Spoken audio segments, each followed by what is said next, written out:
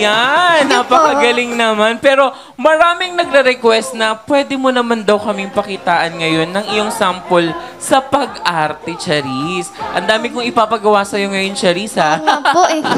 Pero ang senaryo dito, Charis, ay nilalait at pinagmamalupitan ka ng iyong stepsister dahil ang kanyang ina ay namayapa na. Ang gaganap na stepsister ay si Sugar. Ayan.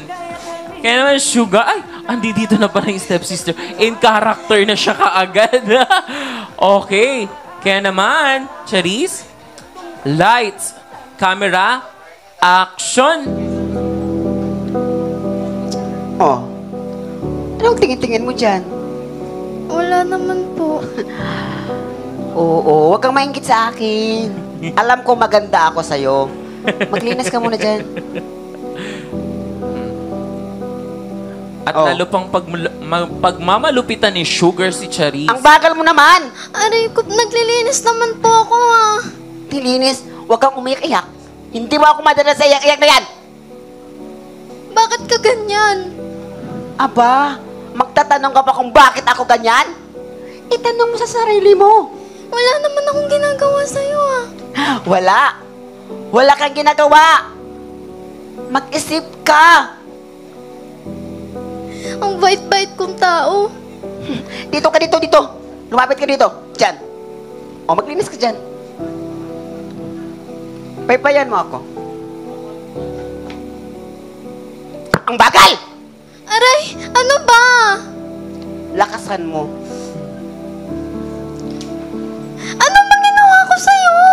Lakasan mo pa. Pagod ka na? Opo. Kulang pa yan. At magmamakaawa si Charis ng pagbigyan man lang siya ng konting pagmamahal ni Sugar. Ate, pwede mo ba akong bigyan ng konting pagmamahal lang?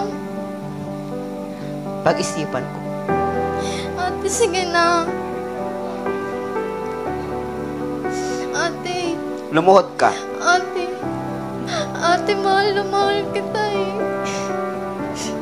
Pero mapilit pa din si Sugar na pagmamalupitan si Charis. Ate. Nakapagluto ka na ba?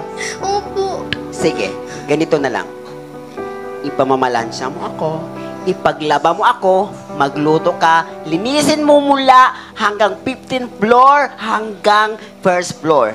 Linisin mong swimming pool, dalhin mo ang swimming pool sa sala. Okay ba yun? Grabe ka, hindi naman po ako robot. Yun na nga eh. Kung magagawa mo yan, mapapatawad kita. Ate, may iba bang paraan?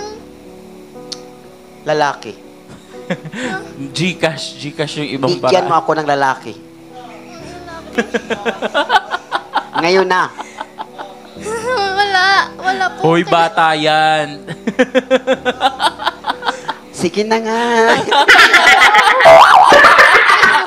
Sumigin na. Tutong na tayo.